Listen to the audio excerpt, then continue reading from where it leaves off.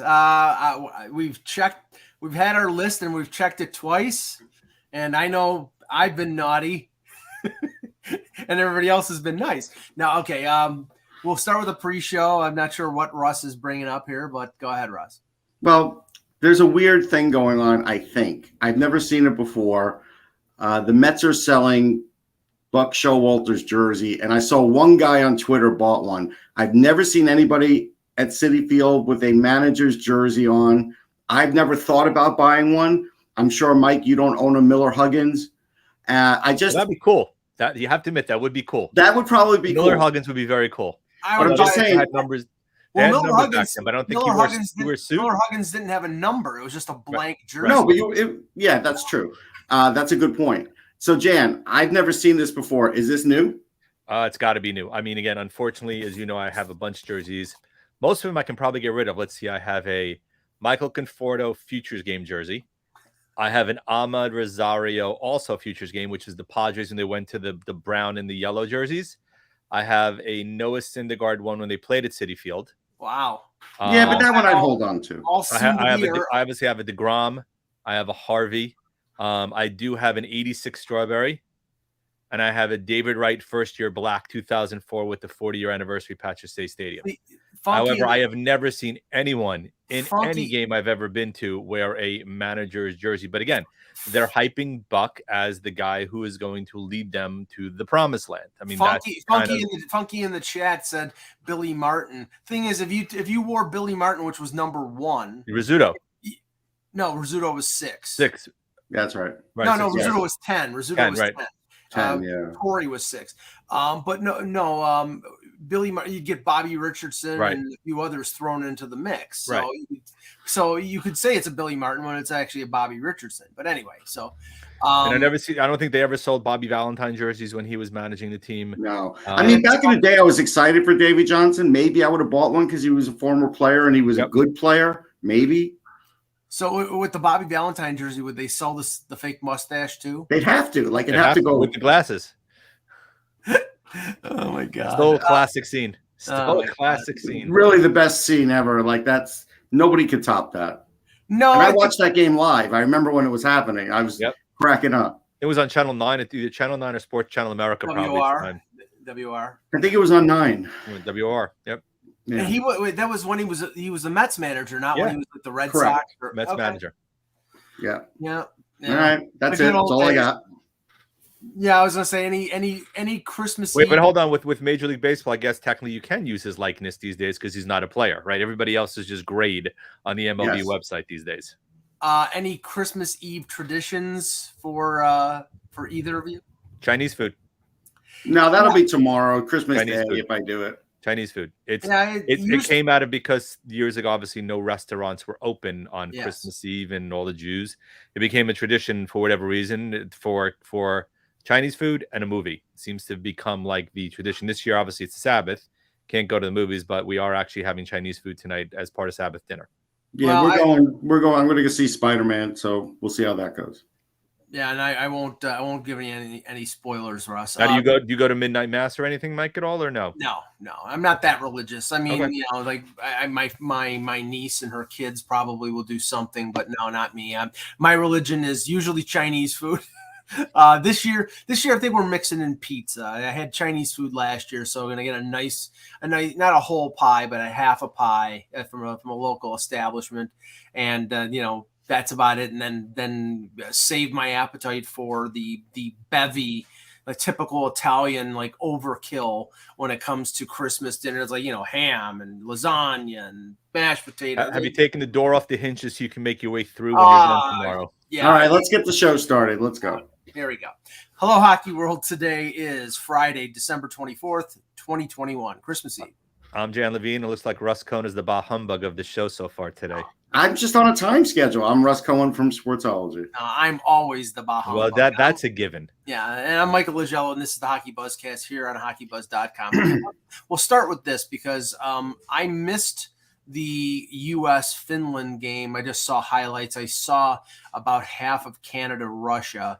And since Jan is so itching to speak about U.S. Finland in a particular issue, The thing is I saw the Finns win in overtime on a Ronnie Hirvonen goal. Hirvonen is a Leaf prospect. Topi Niemelä, who's their other really good prospect. I saw a couple highlights of him, and boy, is he good, Russ. And he's good. He gets the shot through. The U.S. were leading in this game, I believe, 3-1. 3-1 with about 3.5 to go. When Red Savage, a Detroit Red Wing prospect, hit a Finnish player cutting across the zone and hit him high to the point that his head snapped back, and that earned a 5 in a game. And the Finns came back, tied the game, and then won it on the Hirvonen overtime goal. Go ahead, Jan. Yeah, no. So, the U.S. didn't start off particularly well. Looked really slow the first 10 minutes. Part of it supposedly that a really early wake-up call, and they woke up. And I know Russell talked about Matty Beniers, who was phenomenal yesterday. Probably their best player, paired with, for me as a Ranger fan, with Brett Berard on the first line, and the two of them have a history playing together since about 9 or 10 years old. And what I loved about the Berard goal was the mini Artemi Panarin leg kick. If you saw it, I kind of wait, he's really been watching the Ranger highlights these days. But up 3-1, in control, no need for the penalty. Finnish player cutting across. Savage ended up coming up high, hit him in the head. Originally, they gave him 2. Then they reviewed the video, which ironically, the review of the video came at the penalty box with Savage sitting in it. So kind of an interesting double take there. Threw him out of the match penalty, ended the game. Got a first goal 6-on-4, second goal 6-on-4, and then in overtime, he's talked about Hirvonen with a nice play cutting across, but just a completely unnecessary hit. No point, no reason, no rhyme for it. Stupid penalty. You have to wonder whether or not there'll be, IIHF rules. You never know whether or not there'll be a 1-game suspension for it in terms of when regular play begins. But just a silly, stupid penalty. But Beniers had the right comment. You live and learn. You'd rather obviously have, if something unfortunate happened like that, you'd rather have it in a preliminary game than something happen that could be a tournament-deciding type of play. But just in my opinion, just totally unnecessary and unneeded type of hit in that game at all. But as you saw in the games, Michael talked about, a lot more hitting than usual in these games, at least from the last couple of years. So it seems to be a little bit of general theme carrying forward from last year, when I thought play was a bit more physical than what we've seen in the past. Well, there was a lot of hitting because they hadn't played in 2 or 3 weeks, depending on the player. So I don't think Savage did it because he wanted to hit the guy in the head. I think his timing was off. It was a bad hit. It was dumb. But end of the day, these prelims, you can't get crazy about them, too high, too low. If that's the case, you're going to say that some players stink based on what you saw and some are great. Beniers is one guy, though, that can control the game in every zone. Like, he's 8 for 10 on faceoffs. And that was Dave Starman gave some stats on that. He controls it in the offensive zone. He's a great penalty killer, He'll be their best penalty killer, one of the best in the league in the tournament. So that part went well. On sportsology.com, I wrote about Dominic James, and I wrote about Tanner Dickinson. People can read about them. Nice play by Dickinson, jumping on the loose puck and snapping it home for the first goal of the game. Yeah, and I watched them in camp and was very impressed with both of them, knowing that they're going to be lesser players, with this team, or less counted on players, but also saying that, like James does have this knack of finding the puck in the offensive zone because he's aggressive. And so I think he may really surprise people. Look, Drew Commesso is Drew Commesso. I tell people he's similar to like a Brian Elliott kind of goalie, where if you play good defense in front of him and you clear the puck away, he's going to be good for you. If there's big pileups in front, there's going to be a moment like Scott Morrow when he didn't clear it out on the first goal. Then you're going to have those moments. I don't think Scott Morrow will start, so I'm not going to even talk about him. If he does, I'd be surprised. So end of the day, I'm not going to get crazy about it. The only thing I would say that I would have changed is to start off with Faber and Kaiser didn't make sense to me. You got Jake Sanderson. He's the best guy in the tournament, in my estimation. Sanderson actually impressed me more than I thought, right? I know a lot of the Drysdale-Sanderson debate's going to rage for years, and part of it was Sanderson more physical, Drysdale more offensive. Still the case. I thought Sanderson did a nice job of pinching a lot yesterday and controlling the puck and creating opportunities more so than I've even expected from him I've seen in the past. Yeah, he does create opportunities. He is stronger than he was a year ago. He had 8 takeaways, 7 or 8. He was great. Listen, the Finns are good, and the power plays help them. But I think if you want to look at the positive for the U.S. team, they did exactly what you wanted them to do. They were up in the game. They're hard to play against. You see that they put up 3 guys right near the goalie. They have great defense and some really good defensive forwards. even for Canada, it's going to be a tough thing to break through with some of these guys. They may have to score from deep and outside. And look, they've got some guys that can do that. So, end of the day, I think that game was fine for the U.S. And it was a good learning experience too. Like Berniers is right. Like it's good to really kind of get your ass kicked in the way on a bad penalty like that, and you have to be out there penalty killing. That's a good way. It's a good punishment to not want to do that again. And listen, I'll say this: if Savage gets a game, Ruben Rafkin should get a game for what he did on Berard, because that was a deliberate need too. Now I get it. I think it was Morrow that hit a guy somewhat up high the period before. I get it. And that was his retaliation. There's a lot of retaliation that goes on in the World Juniors. Like in 06, I think it was 05 or 06 when it was in Vancouver. I was there, and I can't remember what team it was, but I interviewed a guy, and it was their team was eliminated. And so when I talked about a play and said, this was kind of a dirty hit, what's your take on it? He goes, oh, yeah, I told the guys on that shift I was going to go out and take that player out. Like he told me that. So players have these young players, when everything is on the line, they have no trouble playing dirty. So I fully expect more of this. Yeah, and the other game that I saw more of was Canada-Russia. And what I was struck by, first of all, it's very unusual that you see probably the projected top 2 picks in not the next draft, but the following draft in the same World Junior. And last night we saw Connor Bedard for Canada, who scored a goal, and Matvei Mishkov, who scored 2 goals. I've seen highlights, Russ. My God, is this guy good? Oh, he is. Mishkov was just unreal last night. I mean, all the talk of Bedard, and rightfully so. I thought Mishkov was just unbelievable watching that. No, game. Mishkov is terrific. I think, again, big problems for Russia, though. And I fully don't expect them to medal in this tournament. And I'll tell you why. So Daniil Chaika should have been on the team. There's no reason for him not to be, but he's playing in the OHL. Daniil Gushkin, who is I think he has 16 or 17 goals in 20-something games, always been a goal scorer, not playing in this because he plays for Niagara. That's just dumb. Well, those kinds of things. That's the typical Russian thing. If they're playing in the KHL or playing in the MHL, they're going to make the team. And they only, if they absolutely have to, take the guy who plays in North America, because it's a punishment against them because they went to North America. And having Chibrikov and Svechkov on the third line made no sense to me. No sense. These guys are older players. They play in the K. They know what they're doing. I get it. You want to put your young superstar on the top line? Fine. And that may work out this tournament. It may not. But as far as the other guys on the third line, made no sense. Now, I already saw people saying Sebastian Cossa stinks. Look, the one goal against the post, yes, that's a bad goal. But again, he probably hasn't played in 2.5 weeks. So those are the kinds of things that goalies have to tighten up. It's not like he gave up a lot of goals. I think he gave up 2. So, well, I mean, honestly, I gave up 3 on 11 shots. 3, that's right. Dylan Garrard, who just obviously a Ranger prospect, just signed his 3-year ELC earlier today, gave up 1 on 15 shots in the game. Right. I was not impressed with Cossa. I was not impressed with Askarov. But Russ, Askarov was left out to dry, Mike, by his team. He's only played 5 games in the KHL this year. That's in September. Yeah, so, there's something going on with him, but the McTavish goal, he was, there was nothing he could do. That was just silky hands by McTavish, who you can tell played in the NHL for a bunch of games this year because his confidence level was ridiculous in that game. Oh, yeah. That was a crazy play. But, getting back to it, though, listen, Cossa, I just wrote this for Full Press, so hopefully they posted it. If not, you'll get a preview. We know what happens with Team Canada. Team Canada way overthinks it all the time in net. So Garan played great. Garan's a really good goalie. He's got like a .930 save percentage this year. I think he's an NHL caliber goalie. I don't know to what degree in the NHL yet. Will he be a 1B or a backup? I don't know yet. But I don't think he's a 1A. But I think he's close.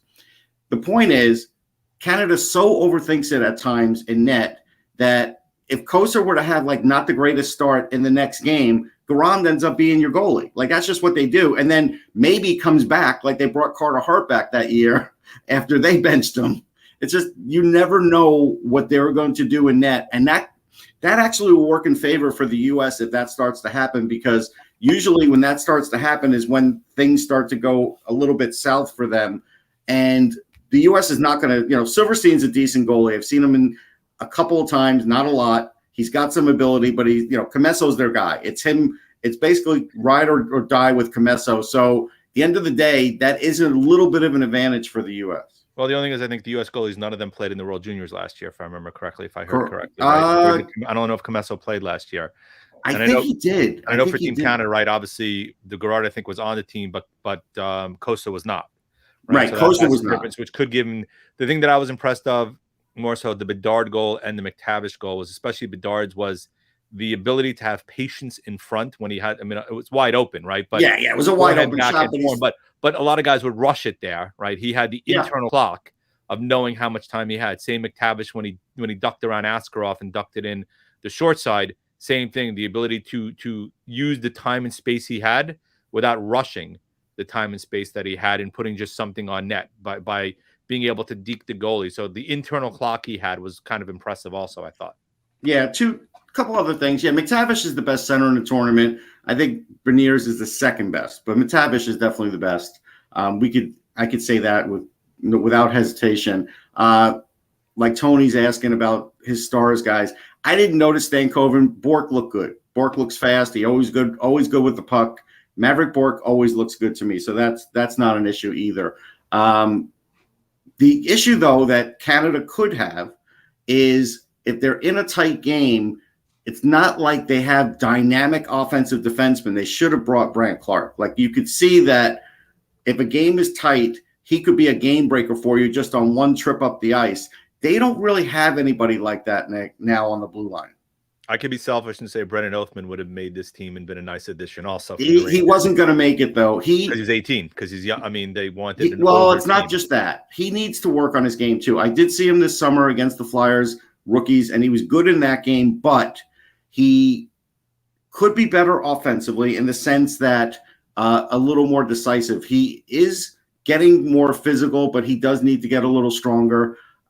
Look, Bedard, if you were going to say it's the age thing, Bedard wouldn't be there either. Now, Bedard is Bedard. So, I mean, Well, don't say that because people were saying for first 10, 15 games of the season when he wasn't doing well, that what's going on with him, maybe he won't be the first pick. We started to hear those mutters. Well, it's the age-old story you and I know, right? When a guy's been scrutinized for, so we use the same argument for your college players, right? Coming out a lot of times, right? When a guy's been scrutinized for so often, you're going to find any way to nitpick his game and knock him down as opposed to just looking at the guy's talent base.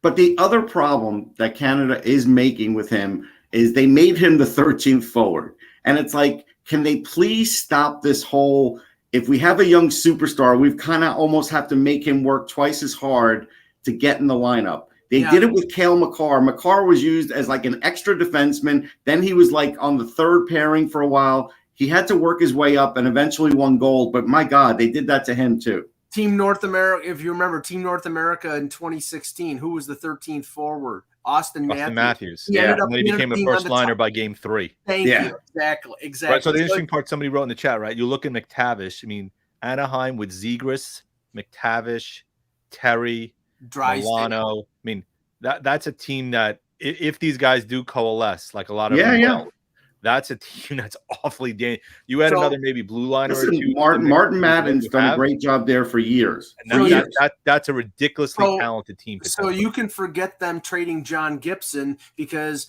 John Gibson is in his prime. If he stays healthy, that's the backstop that you need of the young team who's going to make some mistakes while they're growing. You got Getzlaf there, and we'll talk about this when we talk about the Pacific Division and the Central Division in a few minutes. But I wanted to touch on a couple things here, Russ. I know that you wanted to mention the IIHF and their stupidity when it comes. Now, I just looked up the list here. It's not just the women, but it's primarily the women. The under-18 women world championship in Sweden, the Group A and Group B in Hungary and Austria, the under-20 Division 2, which I don't know what exactly that is, if that's just, like the countries that didn't qualify for the first tournament. It could be. I'm not even that familiar with that one. Here's my big issue. The IIHF has no problem pushing USA versus Canada with all, both countries' best women all the time. And they get great ratings and it makes them a lot of money. They have no problem with that. But without hesitation, they've canceled the under-18s 2 years in a row without even trying to get it on track. Right. You know We're why? not going to delay it. We're not going to see if we could add new protocols. That's no, why. but it's not. You know what? But here's the problem, Mike. It still gets TV ratings. And if you're like Jan and you have a daughter and you're supposed to tell your daughter, hey, you're on equal footing with men in sports or anything you want to do in life, it's unfortunate, but still they're not. Well, Russ, and the IIHF, it's disgraceful. Well, no, I think it's reprehensible. But what I'm saying is the IIHF, the reason that they're doing it is because, we're saving money by doing it. It's not going to get big ratings. It's the women. Who gives a shit? I mean, honestly, there are a lot of people who do give a shit. There are a lot of young kids who are trying to, be on Canada, on US, on Sweden, on Russia for future Olympics, and they're just undercutting them the second year in a row. It's bull crap. Well, and also it's also the cut came while you're airing the 18 and under men's World Juniors, which is just a bad optic. So if you want to resolve this, honestly, have them both play at the same time or alternate, use the same arena if you can, and therefore you don't have to cancel. Because if you're doing one, right, you can't, if they were doing it at the same time, you can't say, well, we're canceling the women without it really optically looking bad if you're doing the men's tournament. Here they get away with saying, well, we're doing it in January.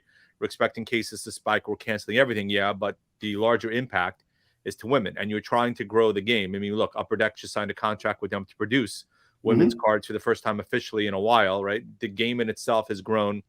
I know I've watched it repeatedly, right? We've all watched US, Canada, and the Olympics when they've played or in the World Championships just because of the talent of the hockey that's on the ice. And now, in essence, what you're telling everybody is, well, we kind of say out of one side of our mouth, you're at the same level. But on the other side, we're kind of saying, yeah, we know you're not going to get the rating, so we're not going to bother airing you, so we're going to cancel it. And there's a couple of other things. The development, if you want players to develop and make your product better for the Olympics and for the World Championship and everything else, then you've got to have these under 18s so the players can have these tournaments and develop. It's a big deal. The funny thing about the Premier Hockey Federation, Jan, is I retweeted. I did an article in 2016 when it was the NWHL, and I covered the women's outdoor game. It's the only one they've ever had as far as I know. And I said then Upper Deck should sign them. It took 5 years. And I'm not blaming Upper Deck, but I'm just blaming the world in the sense that even 5 years ago, it would have sold. But I couldn't convince anybody. I've been pushing a book back then for 2 or 3 years. I got 2 or 3 publishers interested. And at the last minute, they're like, you know what? We don't want to do it. And it's, and this is the problem with the world. So it's interesting that I've been in a couple of card breaks, and a couple of them have been for the Team Canada sets that just came out. And it's funny. The guy opens a case, I think, and literally all the inserts were the women's autograph cards. Yeah. The jersey cards, literally the entire break. And actually it was pretty nice. But again, some of the names are names that most of us who have watched in the past would recognize, right? But if you're going to grow the game moving forward, Cami Granato, well, that's where she got her start, right? Jennifer Botterill, that's where she got her start. I mean, you look at some of the names that are becoming much more prominent in terms of scouting and in the front office of NHL teams. A lot of them have gotten their starts by playing for their team, for their respective countries' teams, and then building a fan base based on that and a knowledge base based upon where they landed. And that's just 2 of the more prominent ones. Well, the last thing I want to say about that, and then we'll welcome in some other guy here. The last thing I want to say about that, Jan, is if you get the women's inserts, don't just get rid of them because Beckett doesn't have them priced right. See, I annoyed him. You got all your fault, Russ. You had to say some other guy, and he left already. You talk too much. Don't get rid of those cards because Beckett doesn't have them priced right, because I'm sure Beckett doesn't even know half the players and how good they might be in the future. And again, this sport is growing leaps and bounds. And what may not be worth anything today, in 10 years will be worth a lot more. I didn't get in any, but I know like a bunch of Marie-Philippe Poulin was in there, who obviously everybody knows, right, just given her history. And look, I mean, I'm one of those who from years ago does have a Mia Hamm rookie card from many years ago that I just happened to get. And given my daughter's name is Mia, I didn't have much of a choice but to keep it. But clearly everybody look, that's where the World Cup of women's hockey got their start, right? Women's soccer.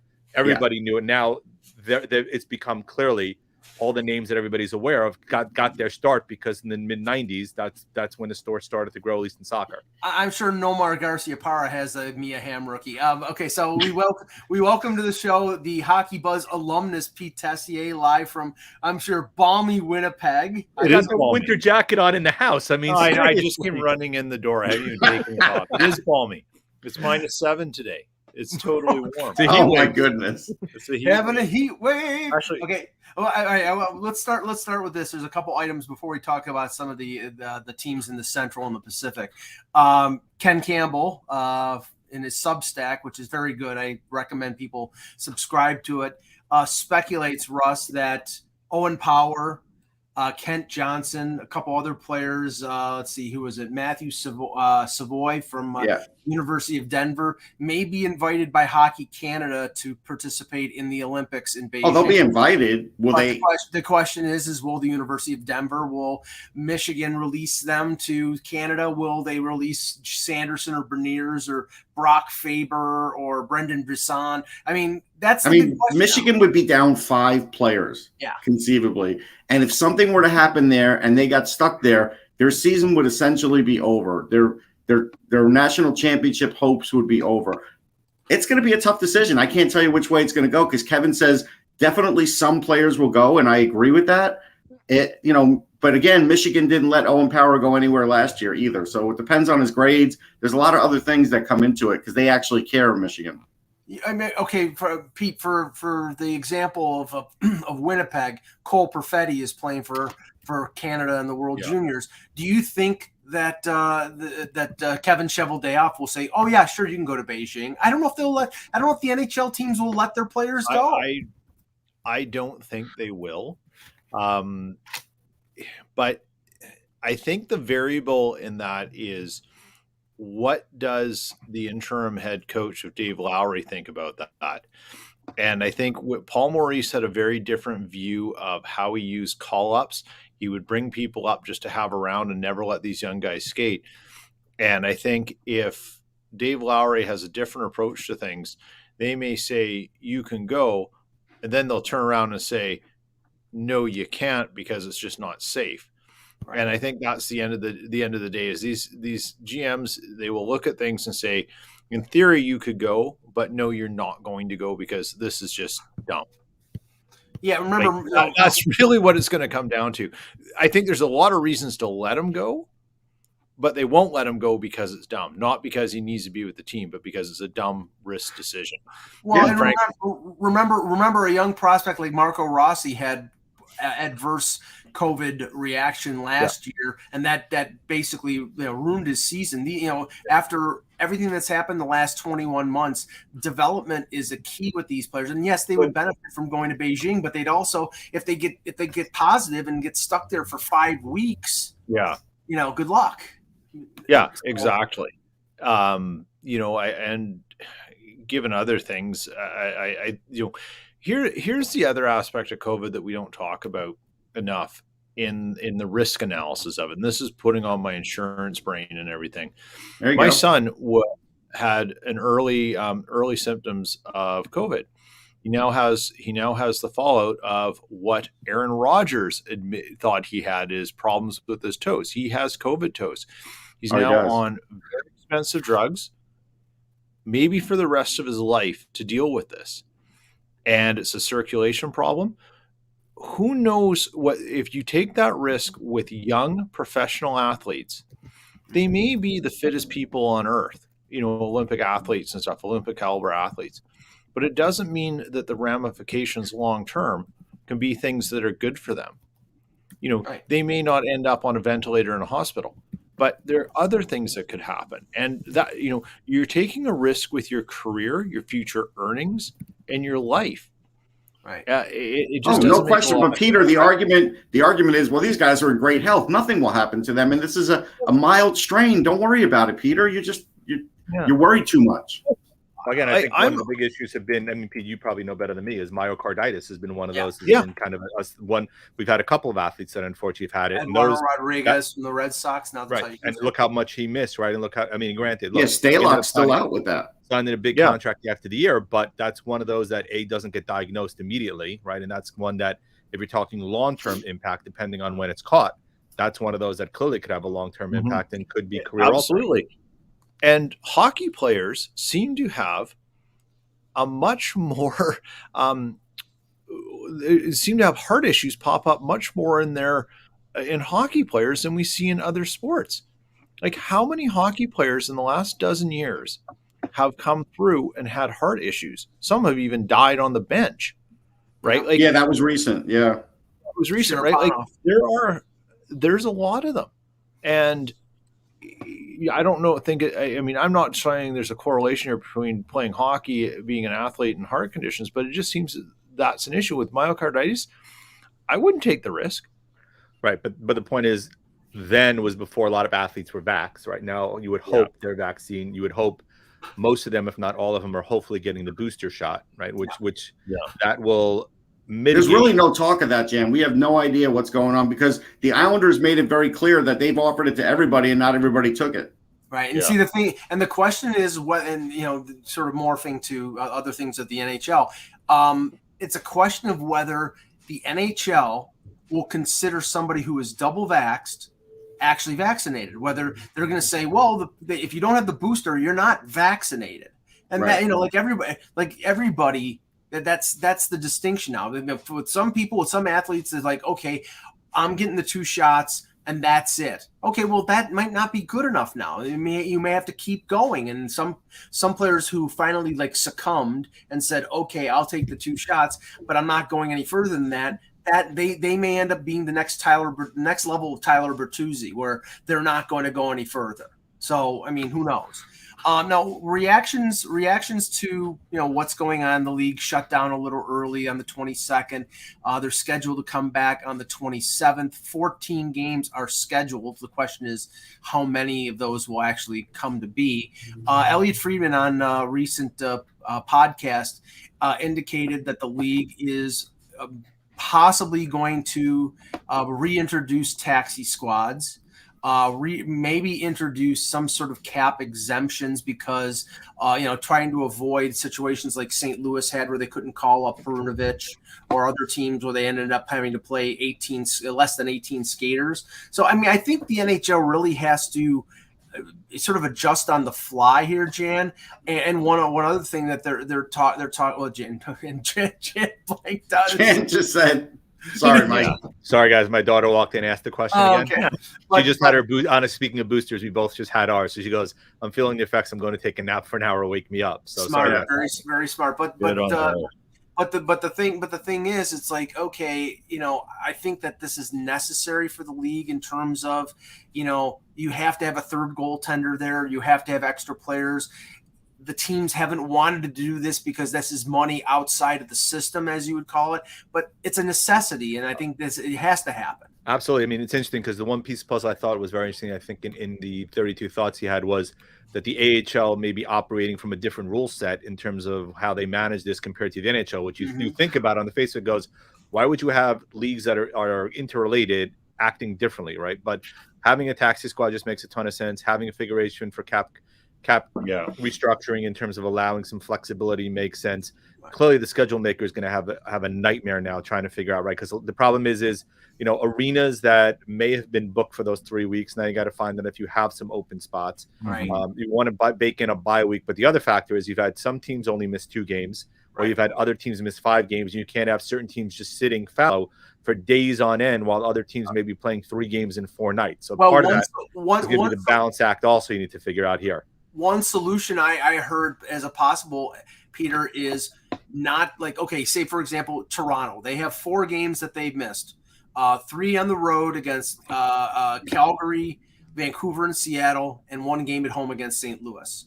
What they're saying is, okay, they're going to make up those 4 games, but it may not be against Calgary, Vancouver, Seattle, and St. Louis. It may be against New Jersey and Ottawa. It would be like an unbalanced schedule. So the teams – now the thing is, then you're going to have to take away games from those teams to balance out to 82. You don't want to have teams playing 84 games or something like that. So there would have to be a massive reorganization of the schedule. I have an easier solution. The other variable in this is the border issues. Yeah. And we could be right back in a Canadian division. Don't say it. And Don't say it. Don't say it. Don't say it. Don't say it. We have another Canadian division. People will lose their, what. No. I'm saying it for my own. I'm saying it for my own personal. Don't say it. Mike, No, I'm Mike is saying it for him. Mike. Well, we're getting there, right? They stopped the play now because of the cross-border issues. So that's the first step towards how big an issue this is. Well, here's a potential disadvantage for the 7 Canadian teams, because right now Alberta is at 50%, Ontario is at 50%, and Quebec is at 0%. The talk is now nothing for Manitoba, Peter, and nothing for BC at this point. But I'm assuming BC will be nothing in a heartbeat. BC will be nothing soon. Yeah, pretty soon. Yeah. Okay, so what may occur, and I heard this only with Montreal, but it may be for the other teams as well, is Montreal may be playing all road games for January until the wave of Omicron passes, and that might be for the other 6 Canadian teams. Now, the thing is, look at what happened to the Islanders, and look at how all road games could kill their season. Kill their season. So I don't know if they want to go that way, but that might be the way they have to go, and it's a revenue thing because they want people in the seats and they need that money. Yeah. So, I mean, again, here's what I think: if it's going to turn into that, then they really are better off putting those Canadian teams in like Buffalo and letting them all be based there and play games there every day. That's what they should do. What do you do about people being able to travel home and see families again? But you're losing revenue then. Listen, I mean, do you want to make your money or do you want to see your family? Like, that's what it might boil down to, that, Jam. But Russ, you're losing revenue. Yeah, go ahead. But no, it's an interesting thought. You could move Winnipeg right down to UND. Minnesota. Could do that, yeah. You could move Vancouver to Seattle. Yep. You could put Calgary and Phoenix. And I'll tell you why. Because half of Calgary owns condos in Greater Phoenix. You could put Edmonton down there too. Same reason. That's even a better idea. I mean, there is a way to do it, but look. There is a way to do it. You could even put Calgary in Houston if you needed to. Yeah.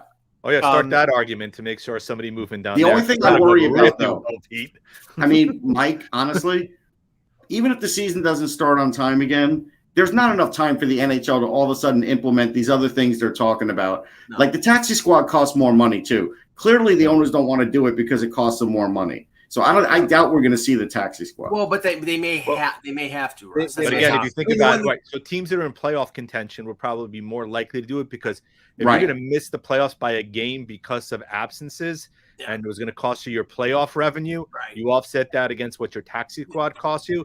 You're likely going to do the cost benefit analysis and probably that's true. I mean, if you're at the bottom of the division, like let's say an Arizona or others, you may be a little less likely. And given some of the team's issues in general, those are the teams I'd be more worried about. The AHL operates under different rules because they have the benefit of, you have the 50 pro contracts between NHL and AHL, but you also have AHL only contracts. And I know the Leafs probably have like 40 guys to put, if 10 guys are COVID positive, then they just bring up guys from Newfoundland, or they have other guys sitting around.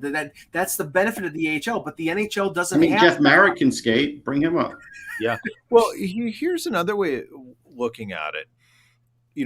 Anything they do, they have to get the blessings of the PA. What if your goal is, I'd be curious to understand what their goal is. Obviously there's a best case scenario, and then there's the worst case. I know what the goal is. They want to get paid for 82 games, period. Yeah. That's the whole PA. And that's where the compromise is going to have to come in. Because what if it now becomes a 60-game schedule and playoffs start, and because what I don't think the NHL can do is extend this back into July or August again. Right. That's the whole reason that the PA wasn't dragged kicking and screaming when it came to the Olympics, because they were told, okay, they're already getting 80% because of escrow. There's no way that they're going to play 82 games come hell or high water, Peter. They're going, if they're going to play in your backyard if they have to, Peter. No, they can't make money in my backyard. It's too cold there to play out in his backyard.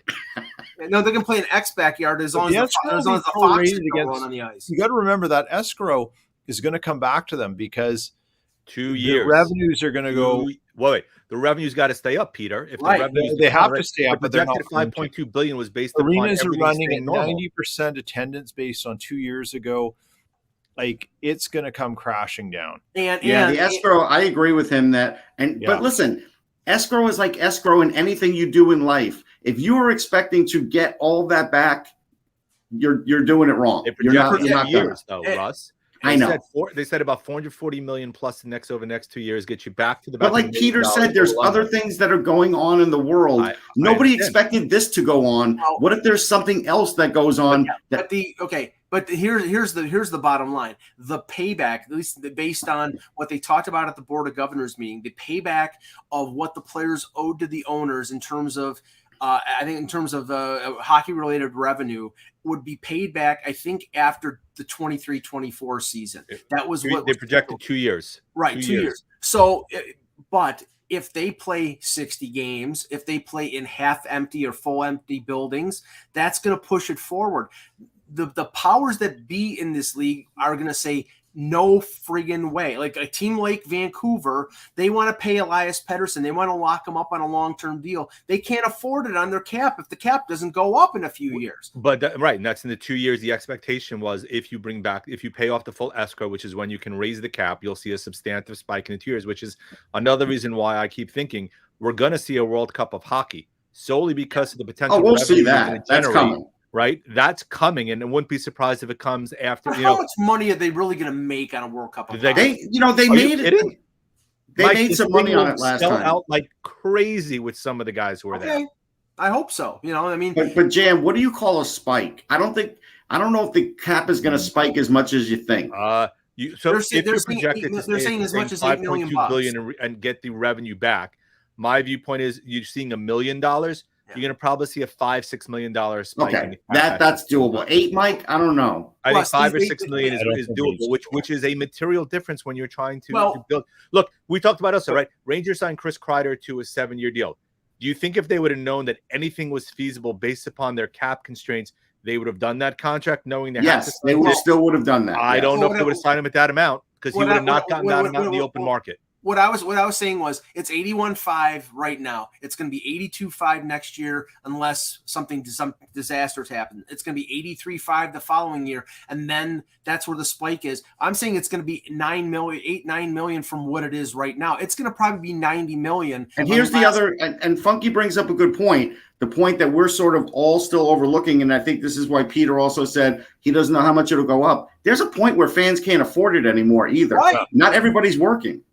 Right. And I agree with you, which is why one of those things, if you're going to do it, is the sponsorships associated with it, which is going to have to be used to defray some of the cost of the tickets. And that's kind of where, look, ESPN will be very happy to get a World Cup of hockey to be able to show, and same with TNT, because if you want to market the stars, that's the perfect opportunity to market the stars and lead in to the regular season next year with a full-blown ad campaign with fans seeing some of the elite players on ice that you may not have seen before. Now, one last thing before we talk about the Central and the Pacific. John Hoven, Mayor NHL on Twitter, said sources indicate growing communication that the NHL may postpone some games through 1/1, especially the Winter Classic, Russ. I heard like St. Louis plays twice, Minnesota plays once. They're like, put them in a bubble because they can't. Yeah, they're not playing until the Winter Classic. That's almost a guarantee. You can't sacrifice what that crowd can be in revenue. That is their biggest single moneymaker for the year. But the thing is, according to this, between 12/27 when they start again and the 31st, it's 50 games. At a certain point, you reach a saturation where you can't make up the games. No, and here's how you can know. There's another way too, for the non-Canadian teams. When a team is in somebody else's market early, like the night before, and they have to watch somebody else play, guess what? Maybe you're going to play a morning game, and then there's going to be another night game. I mean, there's teams that could play 2 games in a day. You can't have a day-night doubleheader. I think that's impossible. Why is that impossible? I think you've also got the officials issue. Physical impact associated with it is the big point. Yeah, officials could be an issue. I mean, it's not like in theory you things could like do that it. have double headers in their arenas, right? But that is a physically demanding sport, but nowhere near the type of demands you're putting on for hockey, right? And look, I'll agree with Funky. People who can't pay mortgages are not going to hockey games. And by far, we're not advocating you should make that decision. I'm just saying we're not. There is some people, though, that do have the revenue that might be willing to spend it. And a World Cup might generate the type of revenue that the league would want. especially if you're losing games now, and if you have to go into a bubble. Which, look, my view on this is, and I told Mike, right, unfortunately, what it looks like, as Michael's talked about, it's much more transmissible than the original. The hope is that the impacts associated with it are, I wouldn't say they're negligible, but much more minor as compared to the original, especially if you've been vaccinated. That's the hope, and which is why there are teams that are going to start, I think, Russ, pushing the booster, because the downstream impact, if you do get it, and look, this is honestly, if you're going to get it, do it now before you start hockey all over again. Which is why the NHL is probably going to go the direction of the NFL, Peter. And if players are asymptomatic, even if they're positive, they're going to be allowed to play. That's what's going to end up happening. I'm telling you right now. If they do that, like, they won't get insurance. So the company, I have met the person who insures, I think 60% of the teams in the NHL. I actually had a very interesting conversation with her. Good point. Fascinating things. What's starting to happen, I work in insurance, is that you are starting to see different requirements coming in now to maintain your insurance. So approximately, like, here's a little interesting thing that was never talked about. Almost every team in the NHL had insurance for communicable disease when COVID hit. They were insured. So when they were laying off people, and it's called business interruption insurance, they were making claims and getting paid out. Okay. Which makes them letting people go even more distasteful, because you were getting money to be able to pay those people. So that pain point in the first year was okay. It ain't happening this year. I'm sure that I don't want to get this back into it, is circle around on this, is because I think, Jan, you said it earlier, the pressure, and Russ, you were saying, is the pressure for revenue is going to be massive. And I think what we just saw in the NBA with allowing 2 more ads on jerseys, it's coming. Not on jerseys, on shooting shirts and on practice shirts. So it's not on jerseys. We're going to see more of that coming into the NHL really quick. Like, they're going to need it. It's going to be a necessity. Like, I think the revenue creation of this is good. But back to the insurance thing, is there's going to be compliance things. And what happens is if you're opening up and you don't follow health orders in your region, you may be void of other issues and then become liable. In Canada, it's a little less of an issue. In the United States, it's a very litigious scenario for that. So there's a lot of moving parts in this.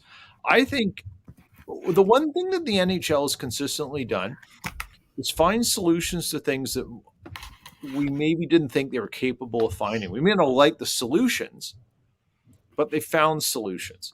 And I think we'll find something really interesting here. Like, they're not. They know what they need to do. I think they know where they need to go. They're hoping they don't have to go there. Right. Well, the one thing I will add is it seems as if, from looking at some of the other sports, right?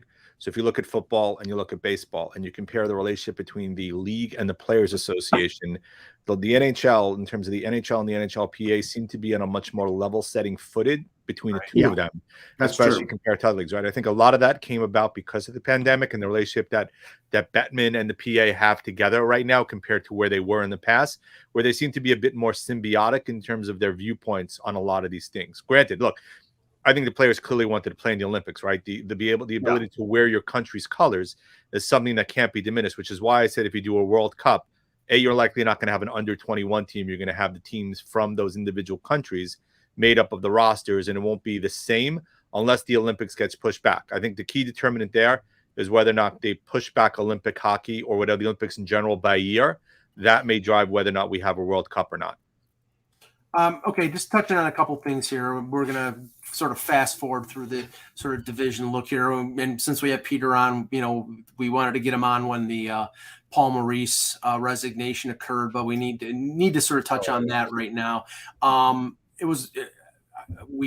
Russ has talked a while that sort of Maurice was losing the grip on the Jets, and this was a foregone conclusion, but not resignation. He thought that Maurice was going to get fired. What is your read on the whole thing, Peter? So that press conference by Maurice was a master class in deflection. One thing about Paul Maurice, I may not agree with his coaching tactics or style, but I sure agree with how he approaches things in terms of the way he talks. I think he'd be a really interesting guy to sit down and share a beer or two with. He's articulate. He's interesting. I was at the Carolina game, and there were noticeable boos. There were comments from the crowd towards the players. There were people yelling at the coach, and it was dead quiet in there. And Carolina manhandled the Jets that game. I mean, they were unbelievable. Maurice said he had 8.5 seasons here in his press conference, and he said most guys would have been fired by now. And he essentially realized, I think he had 1 year left in his deal, if I'm not mistaken. Yeah, that's right. And is rumored to be at $4.5 million. Right? Like that's. Gee, Russ, why don't you tell us how you really feel? That's a lot of change to walk away from.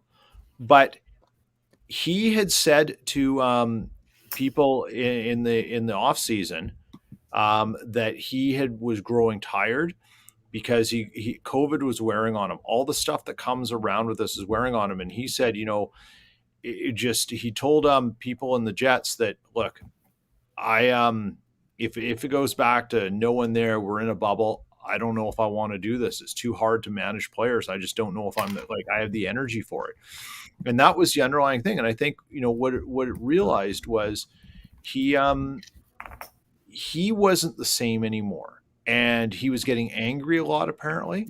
Like Maurice always had a temper. He's always had a bit of fire in the belly and approach. I think every coach does. But he was getting angry at things. And I think he looked in the mirror and said, I'm the guy who's getting angry, and it's my job to solve problems, and I can't. I give him credit that he was aware of this. By accounts from people in the aftermath of it all, it did come out of nowhere in terms of realizing the moment, but they had hints of it in the summer that this may not be it. And Chevy probably was surprised it happened right then, but probably not surprised that it happened at all. So, Peter, I have to ask you a question now. I don't know why Chipman didn't look at Chevy and say, during that summer, this is it. We need to fire him and go and look. It makes it look like Winnipeg was just lazy and didn't want to look for a replacement. That's what it looks like. Hold on, let Peter answer. Hold on. No, I know, but let me add to that. Was the addition of Brendan Dillon and Nate Schmidt what they thought was that's the change that we need and not the change of the coach? That was the let me look at something here. I didn't pick him for the playoffs for a reason because I felt like they tuned out Maurice. So here's what I heard. Now I'm going to read this. I'm not going to say who sent this to me because there may be people who know the person on Twitter. But so I did hear last summer that Chipman talked Maurice into staying, gave Chevy a mandate to fix the decor and wouldn't fire him, period. Maurice wanted out the summer by what someone told me. Chevy was told to get Maurice what he needs or you are gone. So that's in the background. Yeah, see, but that's a failure by Chipman too. Right. So I've always said this about the Jets. And you're seeing what Jim Rutherford's doing in Vancouver. You need someone who is your hockey entity. It doesn't have to be a hockey man who protects the owner from themselves. Right? The Aquilinis are in that mess because they didn't have someone to protect them from themselves. But they didn't have a cap guy for a long time either. They made a mess of everything. The Jets need the same thing. Maurice and the owner were very close. Like Paul Maurice and Mark Chipman. Too close. It's fair to say it was too close.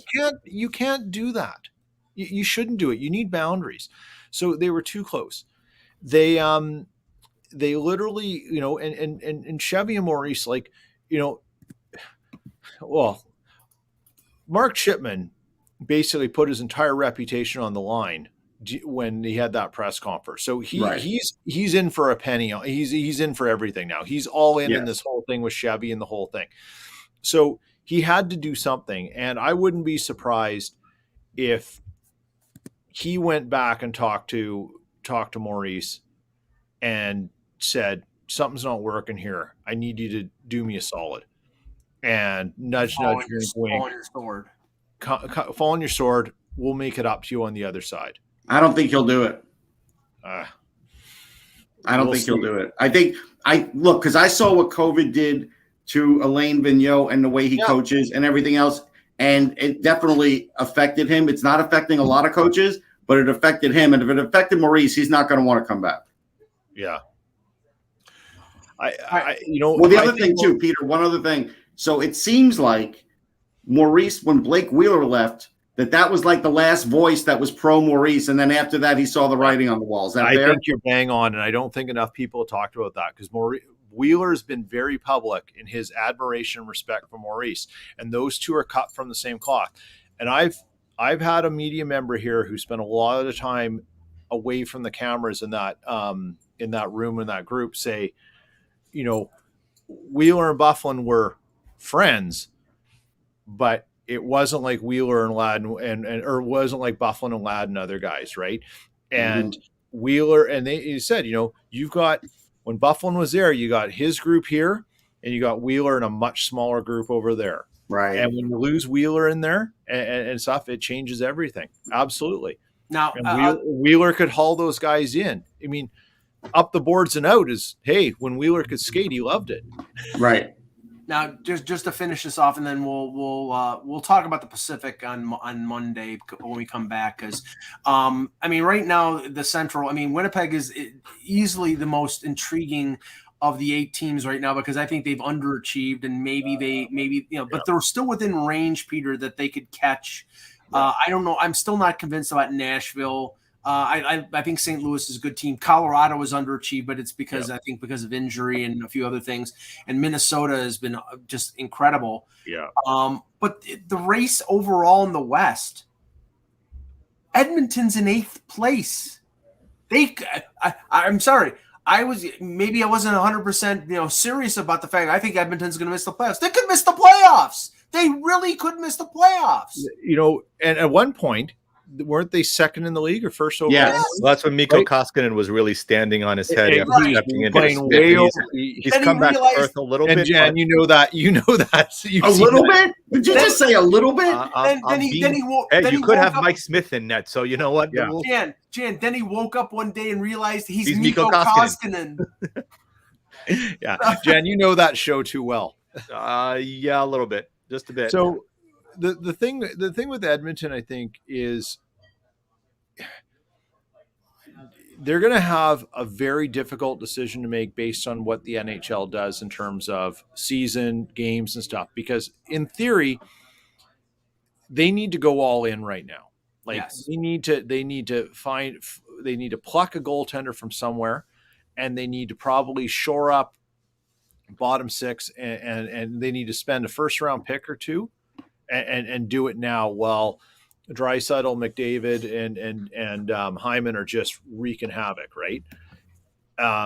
But do you trust them to make the right decisions, Peter? I don't know if Ken Holland will make the wrong decision. He's done some good things there. Yeah. I just think it may be a bridge too far already. He said he's willing to trade his first round pick, but you can't get over the fact, and I calculated this for an article that I wrote. But between McDavid, Draisaitl, Hyman, Puljujarvi, and Nugent Hopkins, they account for 63% of their goal scoring. They get nothing out of their bottom 6, and I think it's like 15 to 20%. So it's something really low. So they're a 2-line team, and if you shut down the 2 lines, it's easier said than done because it's McDavid and Draisaitl. But if you can limit them, or if you can make it tough for them, their defense is not good, and their goaltending blows. So it's been this story for the last 3 years. I don't get it. Their defense has been ravaged also a lot by injuries, right? Keith hasn't been great, but he's been out. You have Darnell Nurse that's out. Obviously, we knew about Clefbaum missing the year. Barry has been a shell of himself this year, which Mike, we know Clefbaum may be out forever.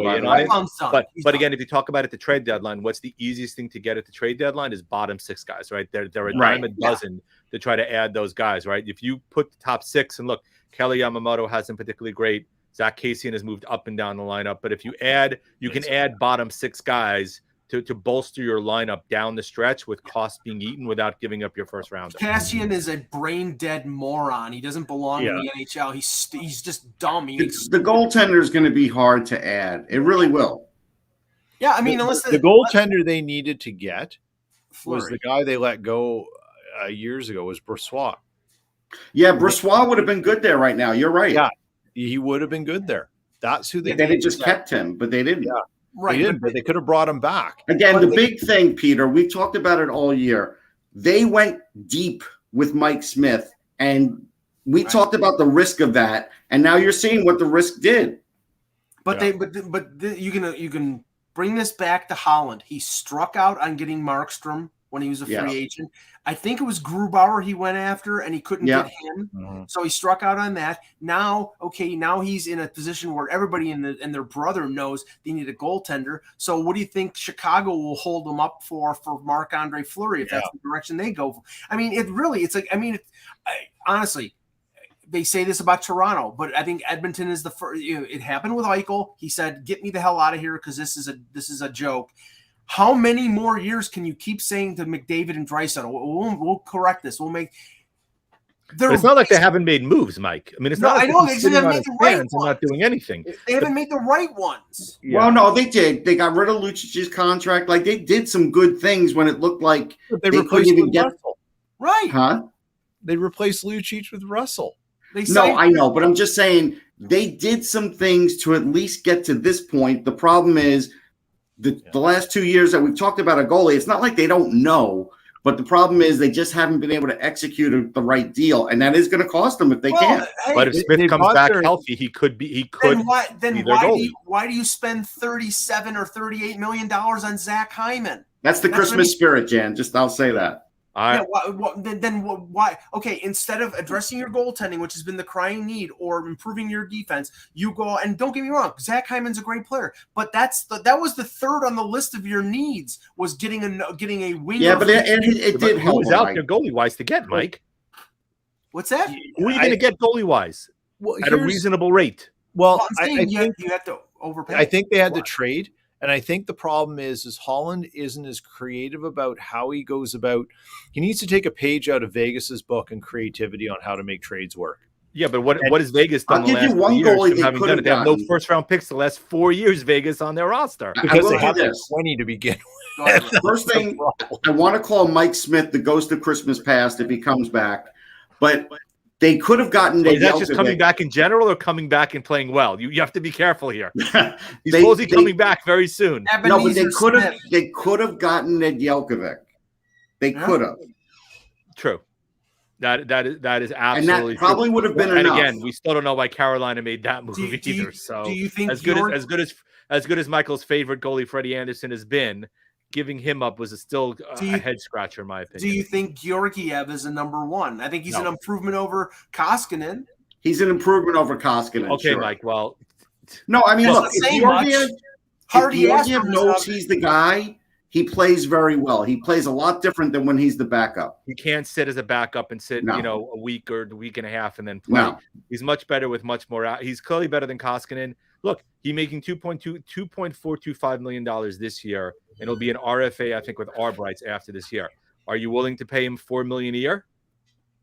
Well, that's what Koskinen's making 4 or 5, so it'd be cheaper. But Koskinen's got how much? Is he have one more year after this one? No, Koskinen's done it. So wait. So between Koskinen and Smith, take Jan, because you're out of Koskinen, right? Like it might make sense to do that. Are they paying like $7 million between Koskinen and Smith? The expectation is Clefbaum will be back for 1 more year next year. So that's another $4 million you're adding to the mix. But that money's on LTIR. I mean, if we did hockey economics, that's not counting that's against a failure, your cap right man. now, which means next year it comes back on your cap. Koskinen's 4-5 and he's a UFA after this year. Smith is 2-2 and he's got another year. Right, but he could be the back. He could be the backup though. He could be the backup though if you sign a guy like Georgiev. Yeah. The backup to who? He's got to be able to actually play. He's got to be able to walk to be able to get on. Well, you can put that on LTIR if he's out too long. That's an easy one. Yeah, it's amazing. I guess with some spit and electrical tape, he could play a few games, but oh god, you have Stuart Skinner still.